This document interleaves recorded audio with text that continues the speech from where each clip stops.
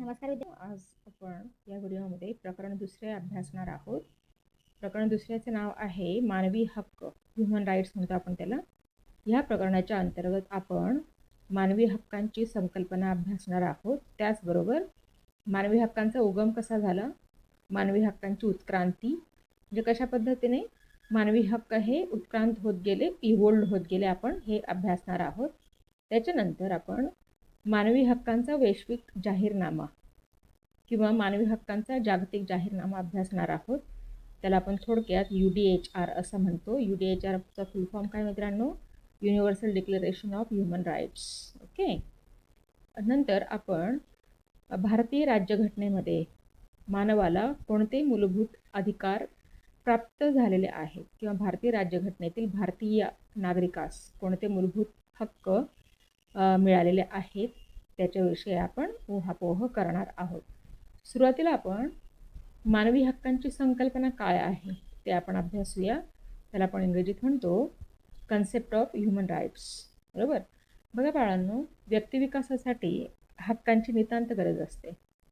जर समजा हक्कच नसते तर कोणतीही व्यक्ती आपली स्वतःची प्रगती करू शकली असती का? नाही. कोणतीही व्यक्ती आपल्या व्यक्तिमत्वामध्ये विकास घडवून आणू शकली असती का? तर नाही. तर त्याच्यासाठी आपल्याला हक्क जे आहे त्या हक्कांची नितांत गरज आहे. आणि अर्थातच प्रत्येक व्यक्तीला आपली स्वतःची प्रगती करण्याचा, स्वतःचं व्यक्तिमत्व विकसित करण्याचा पूर्ण अधिकार आहे. बरोबर. आणि व्यक्तिमत्व विकासाला लोकशाहीमध्ये एक वेगळं अनन्य असं स्थान आहे किंवा महत्त्व आहे. बरोबर. आणि म्हणूनच शासन पद्धतीत नागरिकांच्या हक्कांचा प्रामुख्याने विचार हा केला जातो. मानवी हक्कांचे स्वरूप, अर्थ व स्वरूप आपण बघूया थोडक्यात. Meaning and nature of human rights. बरोबर. हक्क म्हणजे थोडक्यात काय असतं मित्रांनो, की आपण आपल्या विकासासाठी केलेल्या गरजा किंवा मागण्या असतात.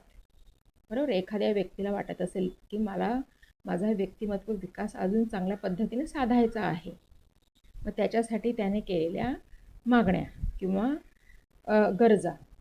ओके. आणि ज्या वेळेस ह्या गरजांना, ह्या मागण्यांना समाज व राज्याची मान्यता मिळते तेव्हा त्यांचे हक्कांमध्ये किंवा अधिकारांमध्ये रूपांतर होते. आता याच्या आपण मानवी हक्काच्या व्याख्या बघूया.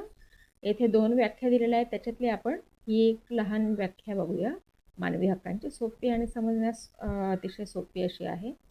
मानवी हक्क वैश्विक जाहीरनामा 1948 UDHR. मगाच मी UDHRचा तुम्हाला शॉर्ट फुल फॉर्म सांगितला, universal declaration of human rights. बरोबर. तर UDHRने मानवी हक्कांची काय व्याख्या केली ते बघूया आपण. की मानवाला मिळालेले हक्क हे त्याच्या अंगभूत प्रतिष्ठेवरून जन्मतःच त्या व्यक्तीला प्राप्त होतात. बरोबर. ही व्याख्या जी आहे मित्रांनो ती UDHRने केलेली आहे 1948 मध्ये. मग ही व्याख्या बरीचशी अशी बोलकी आहे. ह्या व्याख्येवरून तुम्हाला लक्षात आलं असेल नेमकं मानवी हक्क कशाला म्हणतात ते. ओके.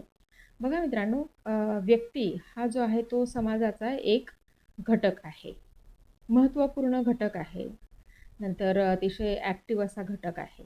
बरोबर. तर ह्या नात्याने प्रत्येक व्यक्तीला किंवा समाजातील व्यक्तीला किंवा आपल्याला हक्क प्राप्त होतात. बरोबर. परंतु बाळांनो, जरी आपल्याला हक्क मिळत असले तरी देखील त्यांच्यावर बरीचशी बंधनं असतात. हक्क हे निर्बंध नसतात, हे लक्षात ठेवायचं. हक्कांवर बरीचशी बंधनं असतात. आता उदाहरणार्थ की मला राईट टू एक्सप्रेस म्हणजे आपल्याला समजा व्यक्त होण्याचा अधिकार आहे. मग याचा अर्थ असा नाही की आपण कोणाच्याही धर्माविषयी किंवा जातीविषयी किंवा एखाद्या व्यक्तीविषयी काही बोलू शकू. बिलकुल नाही. कारण हक्क जे आहेत त्यांच्यावर बरेचसे बंधनं आहेत. बरोबर. आपण बघतो बऱ्याचदा की समजा एखादी व्यक्ती जर अद्वा बोलत असेल कोणाविषयी, बरोबर, तर लगेच तिच्यावर एक वेगळ्या पद्धतीची कारवाई केली जाते. त्याचा अर्थ काय बाळांनो, की हक्क जे आहे ते त्यांच्यावर बंधनं असतात. हक्क हे अनिर्बंध नसतात. आणि हे कशासाठी असतं? अर्थात सार्वजनिक हित जपण्यासाठी व्यक्तीच्या हक्कांवर बंधनेही आणावी लागतात. बरोबर. बघा बाळांनो, ज्यावेळेस समाज बदलतो, बरोबर, नंतर आजूबाजूचे पर्यावरण बदलते, वेगवेगळ्या प्रकारचे जे पर्यावरण आहे, वातावरण आहे ते बदलतं, त्यानुसार हक्कांचे स्वरूपसुद्धा बदलते. आता उदाहरणार्थ सामाजिक पर्यावरणात काही बदल झाला किंवा समाज बदलला, ओके, तर मग तसे लोक नवीन नवीन मागण्या करू लागतात. बरोबर. आणि त्यातून नवीन हक्क उदयास येतात. आता उदाहरणार्थ प्रशासनात पारदर्शकता असावी, प्रशासनात क्लिअरिटी असावी, ट्रान्सपरन्सी असावी. कारण बऱ्याचदा काय होतं की प्रशासनामध्ये काय चालू आहे, कसं चालू आहे, कामकाज कसं चालू हे बऱ्याच म्हणजे सर्वसामान्यांना माहीत नसतं आपल्याला. बरोबर.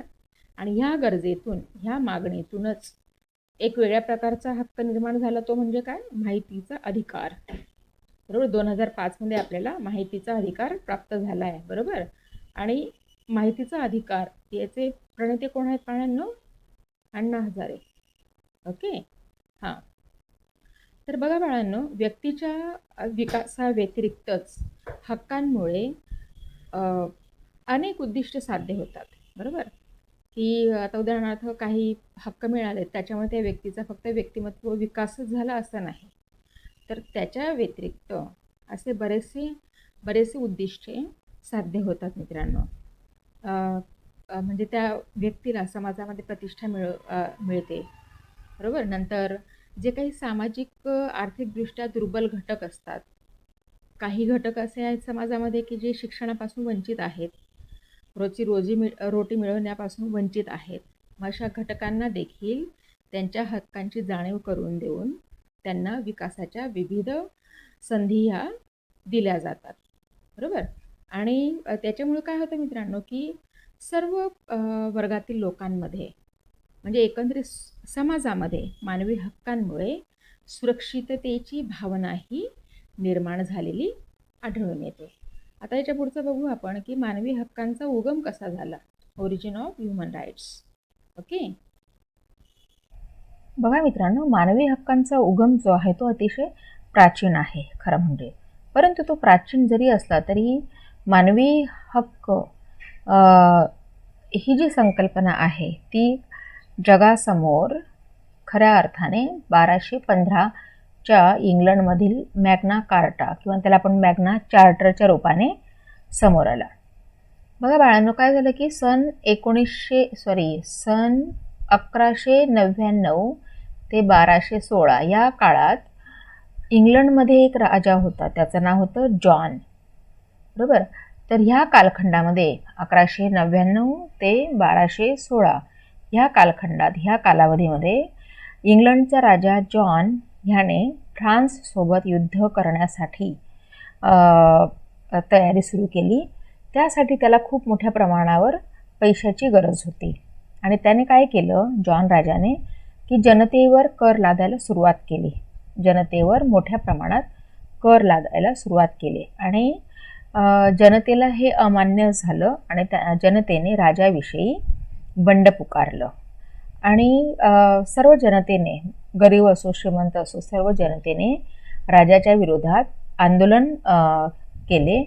आणि त्या आंदोलनाचा परिणाम असा झाला की राजा जॉनला आपला जो काही निर्णय होता तो मागे घ्यावा लागला. बरोबर. आणि त्यानंतर लगेच इंग्लंडमध्ये 63 कलमे मॅग्ना कार्टा किंवा मॅग्ना चार्टर असं आपण म्हणतो त्याला, मॅग्ना चार्टर हे जाहीर केले गेले. ह्याच्यामध्ये नागरी व कायदेशीर हक्कांचा समावेश होता. बरोबर. बघा बाळांनो, 19व्या शतकात अनेक स्वतंत्र राष्ट्रांनी काय केलं की फ्रेंच डिक्लेरेशन ऑफ राईट्स किंवा अमेरिकन डिक्लेरेशन ऑफ राईट्स ह्याच्यामध्ये जे काही तत्त्व होती त्या तत्वांवर आधारितच म्हणजे त्या तत्वांचाच अवलंब हा केला गेला. आपण जर आपल्या राज्यघटनेचा जर विचार केला तर त्यात सुद्धा फ्रेंच जाहीरनामा किंवा अमेरिकन बिल ऑफ राईट्स म्हणतो आपण, त्यांचा आधार घेऊनच राज्यघटना ही तयार केली गेली. बरोबर. तर आता आपण पुढचं अभ्यासूया, ते म्हणजे मानवी हक्कांचे वैशिष्ट्य किंवा मानवी हक्कांची वैशिष्ट्ये काय आहेत. बरोबर. तर मानवी हक्कांची वैशिष्ट्ये अभ्यासताना काही महत्त्वाची वैशिष्ट्ये आपण बघूयात. वैश्विक जाहीरनामा, बरोबर.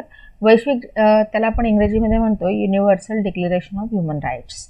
म्हणजे काय की वैश्विक जाहीरनामा म्हणजे काय की कुठल्याही प्रकारचं जात, धर्म, लिंग ह्या प्रकारचा भेदभाव न करता सर्वांसाठी मानवी हक्क हे असावेत, बरोबर. म्हणजेच काय की जगातील सर्वांसाठी किंवा जगातील सर्व मानवांना हे जे हक्क आहेत, मानवी हक्क जे आहेत ते असावेत. म्हणजेच काय की मानवी हक्कांचे स्वरूप जे आहे बाळांनो ते काय आहे, जागतिक आहे, वैश्विक आहे.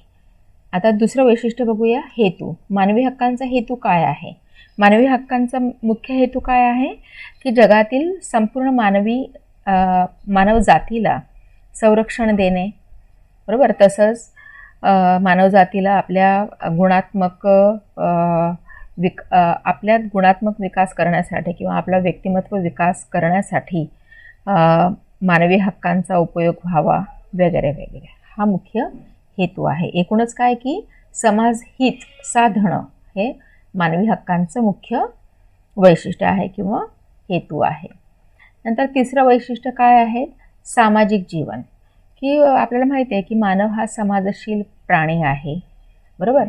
त्याला म्हणजे मानवाला समाजामध्ये प्रतिष्ठेने, मानाने राहता यावे, बरोबर.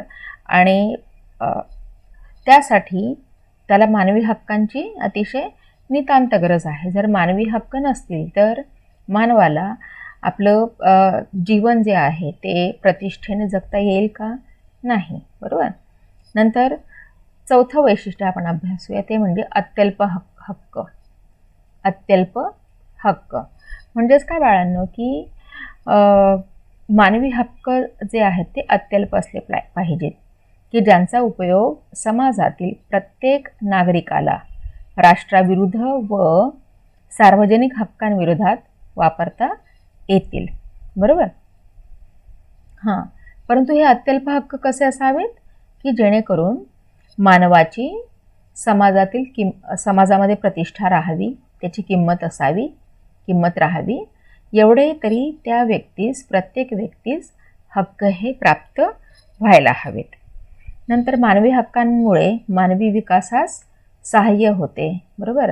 नंतर मानवी हक्कांची निर्मिती जी आहे ती नैसर्गिक न्याय तत्वातून झालेली आहे.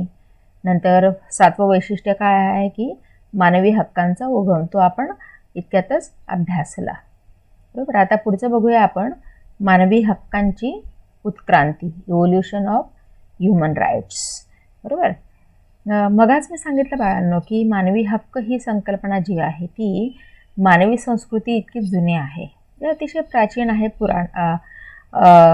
पुरातन आहे, बरोबर. परंतु काय की आधुनिक मानवापासून मानवी हक्क जे होते ते हळूहळू उत्क्रांत होत गेले, विकसित होत गेले. मग हे जे मानवी हक्क आहे ते कशा पद्धतीने उत्क्रांत होत गेले, विकसित होत गेले ते आपण थोडक्यात बघूया. त्यातला मुद्दा आहे, मुद्दा काय आहे, धर्मशास्त्र आणि धर्म. त्याला आपण इंग्रजीत म्हणतो थिओलॉजी अँड रिलिजन. बघा बाळांनो, मानवी हक्काचे जे सिद्धांत आहेत त्या सिद्धांताचा स्रोत जो आहे तो धर्मशास्त्र आणि धर्म हे आहेत, बरोबर. आपण ज्यावेळेस धर्माचा विचार करतो त्यावेळेस असं लक्षात येतं की प्रत्येक व्यक्ती ही आपापल्या धर्माशी अतिशय निगडीत असते, बरोबर. आणि प्रत्येक व्यक्तीवर किंवा मानवावर, व्यक्तीवर धर्माचा पगडा जो आहे तो खूप मोठ्या प्रमाणावर असतो. म्हणजे जे काही आपले धार्मिक ग्रंथ आहेत, प्रत्येक धर्माचे जे काही धार्मिक ग्रंथ आहेत त्याच्यामध्ये हे संदर्भ आपल्याला आढळून येतात. म्हणजे थोडक्यात काय मित्रांनो की सर्वच धर्मग्रंथ जे आहेत त्याच्यामध्ये असं म्हटलेलं आहे किंवा नमूद केलं आहे की मानवाची निर्मिती जी आहे ही परमेश्वरापासून झालेली आहे, बरोबर. आणि अर्थातच सर्व धर्मग्रंथांमध्ये व जगामध्ये जेही काही धर्म आहेत त्याच्यामध्ये मानवाला समाजात राहण्यासाठी, मानवाला आपला स्वतःचा विकास करण्यासाठी मानवी हक्कांची अतिशय आवश्यकता आहे किंवा नितांत गरज आहे. ह्यावर सर्व धर्मीयांचे किंवा संपूर्ण जगातील मानवजातीचे यावर एक मत आहे. बरोबर. आता आपण मॅग्ना कार्टाविषयी मघाच आपण भाष्य केलं की मॅग्ना कार्टा पासून कशा पद्धतीने मॅग्ना कार्टा हे काय आहे ते आपण थोडक्यात बघितलं. बरोबर. नंतर आता पुढचं आपण बघूया की मानवी हक्कांचे महत्त्व काय आहे ते. बघा मित्रांनो, मानवी हक्कांचा जो जागतिक जाहीरनामा आहे त्याला आपण universal declaration of human rights म्हणतो किंवा थोडक्यात त्याला UDHR असं म्हणतो. बरोबर. तर मानवी हक्कांचा जाहीरनामा जो आहे तो व्यक्ती स्वातंत्र्य आणि व्यक्तिविकास ह्या दृष्टीने नागरिकांना विविध हक्क बहाल केले आहेत. बरोबर. बघा बाळांनो, जे काही विविध राष्ट्र आहेत जगातील जे विविध राष्ट्र आहेत त्या राष्ट्राच्या राज्यघटनांनी मानवाच्या मूलभूत हक्कांचाच पुरस्कार केला आणि मानवाच्या मूलभूत हक्कांचा पुरस्कार करून मानवी हक्कांची त्यांनी जोपासना केली. बरोबर. आणि मानवी हक्कांचा जो जागतिक जाहीरनामा आहे त्यात काय म्हटलेलं आहे की सर्व मानवजात जी आहे ती जन्मतःच स्वतंत्र व समान आहे. जगातील सर्व मानवजातीने एकमेकांशी बंधुत्वाने वागले पाहिजे असं युनिव्हर्सल डिक्लेरेशन ऑफ ह्युमन राईट्समध्ये म्हटलेलं आहे किंवा मानवी हक्कांच्या जाहीरनाम्यात असं स्पष्ट म्हटलेलं आहे. बरोबर. बघा बाळांनो, आपण जेव्हा 21व्या शतकाचा विचार करतो त्यावेळेस अनेक समस्यांना 21वं शतक हे बघत आहे, अनेक समस्यांना तोंड देत आहे. बरोबर. त्याच्यातली मुख्य समस्या काय आहे ती म्हणजे दहशतवाद. बरोबर. आणि दहशतवादामध्ये मुळे काय होतं की प्रचंड प्रमाणात प्राणहानी व वित्तहानी होते. बरोबर. आणि हे असं होऊ नये म्हणून मानवी हक्कांचा स्वीकार करणं अतिशय महत्त्वाचं आहे. बरोबर. मानवी हक्कांचा स्वीकार केला आणि त्यासाठी सर्वच राष्ट्रांनी जर चांगले प्रयत्न केले की जेणेकरून दहशतवादाला आळा बसू शकेल.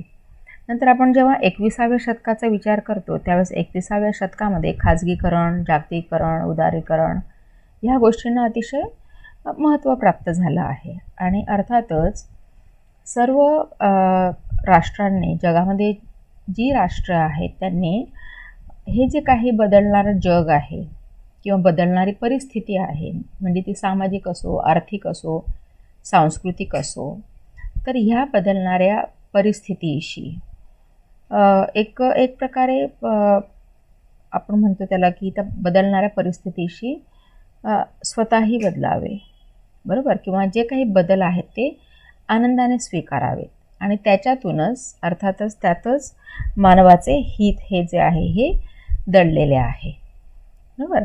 आणि समजा एखादा असं राष्ट्र असेल की जो मानवी हक्कांचं उल्लंघन करतोय. बरोबर.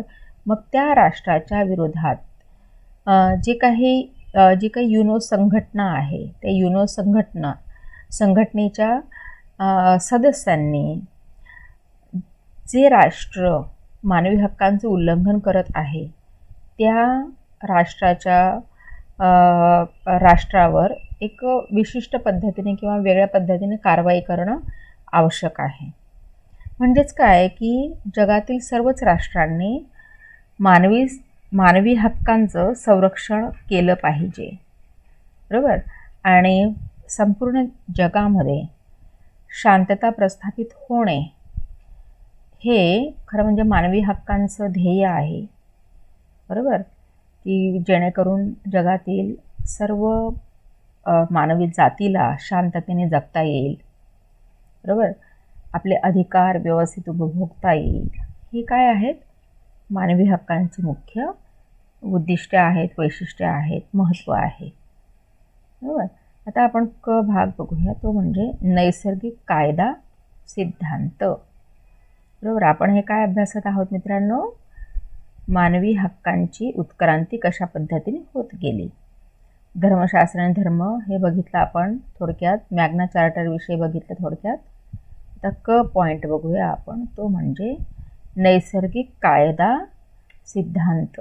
त्याला आपण इंग्रजीत म्हणतो थिअरी ऑफ नॅचरल लॉ. मित्रांनो, मानवी हक्कांच्या संकल्पनेचा जो विकास होत होता, बरोबर, त्यातील पुढचा टप्पा म्हणजे जे मानवी हक्क आहेत ते हक्क नैसर्गिक असण्याचे प्रतिपादन केले गेले. बरोबर, आणि ते करताना बुद्धिवादाचा प्रयोग करण्यात आला. बरोबर, प्राचीन ग्रीसमध्ये काय झालं मित्रांनो की छळवणूक, जी मानवाची होणारी छळवणूक होती ती रोखण्यापेक्षा मानवी हक्कांची संकल्पना जी होती ती अधिक व्यापक अर्थाने होऊ लागली. बरोबर, आणि म्हणून काय झालं की जे काही नैसर्गिक कायदे होते, जे काही नैसर्गिक नियम होते ते हळूहळू असे फुलत गेले, अंकुरित होत गेले. आणि तुम्हाला माहीत असेल की जे ग्रीक तत्ववेत्ते आहेत सॉक्रेटिस आणि प्लेटो यांनी सुद्धा नैसर्गिक कायदा सिद्धांतावर अधिक भर दिलेला आहे. बरोबर,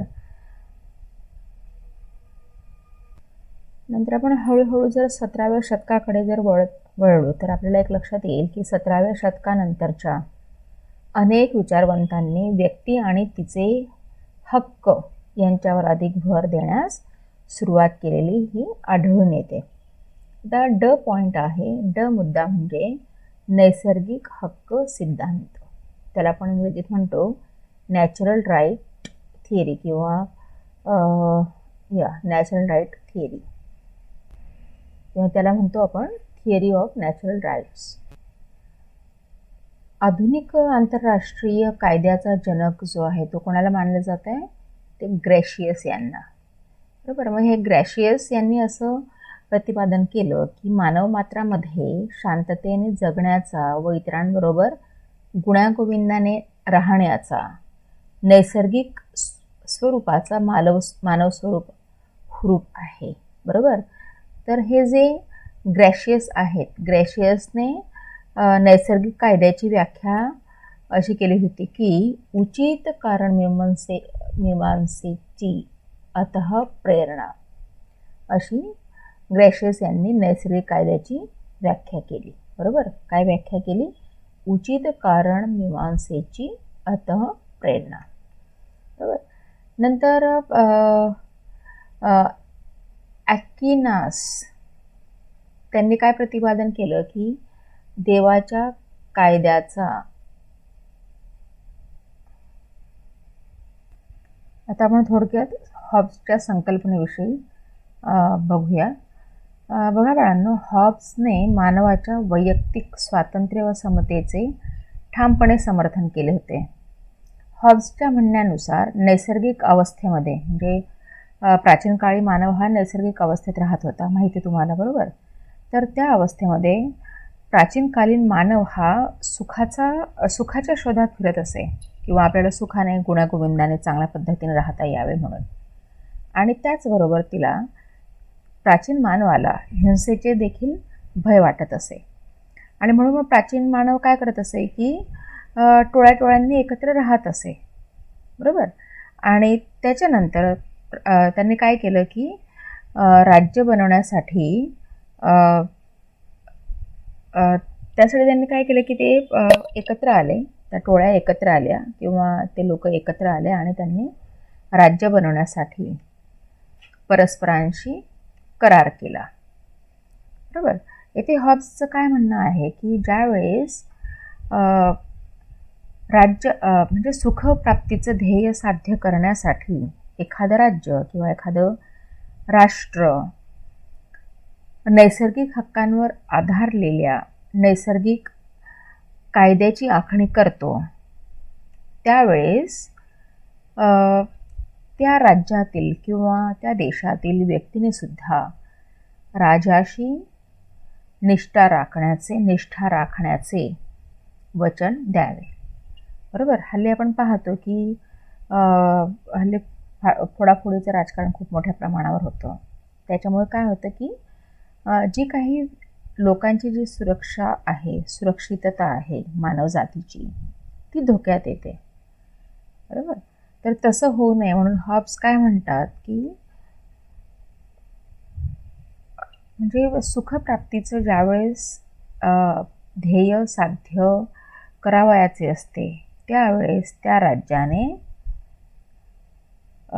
नैसर्गिक हक्क जे असतात त्या आधारावर नैसर्गिक कायद्याची आखणी करावी आणि त्या बदल्यात काय करावं की राज्यातील प्रत्येक व्यक्तीने राजाशी तसेच आपल्या देशाशी राज्याशी निष्ठा राखावी. बरोबर. येथे काय बाळांनो की हॉब्स जो आहे तो हॉब्स येथे सकारात्मक कायद्यावर जोर देतात. बरोबर.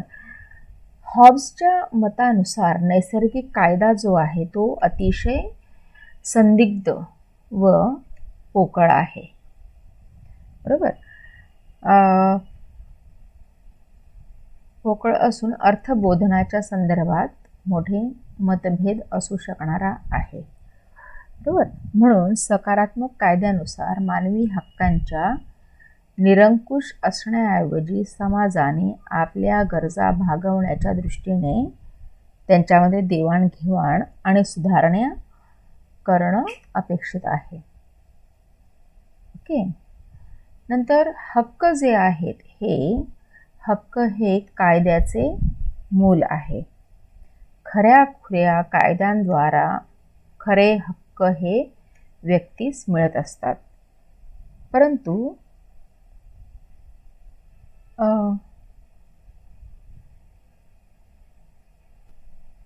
नैसर्गिक हक्क हे एक पायाभूत तत्व बनले की ज्यावर नागरिकांचे हक्क आणि राजकीय तसेच धार्मिक स्वातंत्र्य यांच्या कल्पना ह्या आधारलेल्या आहेत.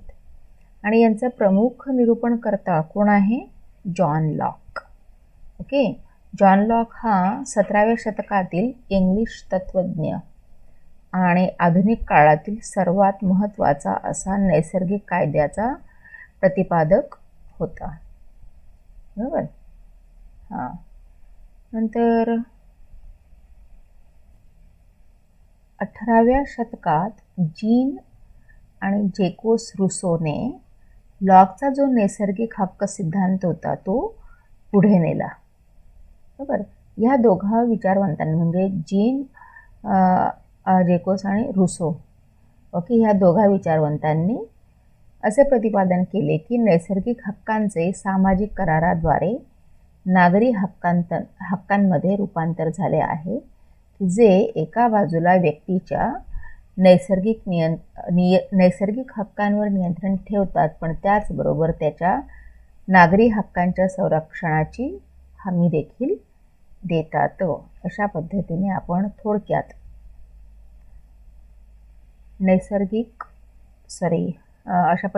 थोडक्यात मानवी हक्कांची उत्क्रांती, इव्होल्युशन ऑफ ह्युमन राईट्स ह्याच्याविषयी थोडक्यात आपण माहिती घेतली. मित्रांनो, आपण जास्त सविस्तर अभ्यासू शकत नाही, कारण सविस्तर जर अभ्यासलं तर व्हिडिओची जी लेंथ आहे ही खूप वाढेल आणि कदाचित तुम्हाला कंटाळा येईल. म्हणून आपण थोडक्यात एक मार्गदर्शक किंवा गाईडलाईन्स आपण ह्या बाबतीत बघितलेले आहेत. जे काही महत्त्वाचे मुद्दे आहेत ते आपण अभ्यासत आहोत विशेषतः. आता याच्या पुढील उपमुद्दा आपण अभ्यासूया, तो म्हणजे मानवी हक्कांचा वैश्विक जाहीरनामा, universal declaration of human rights.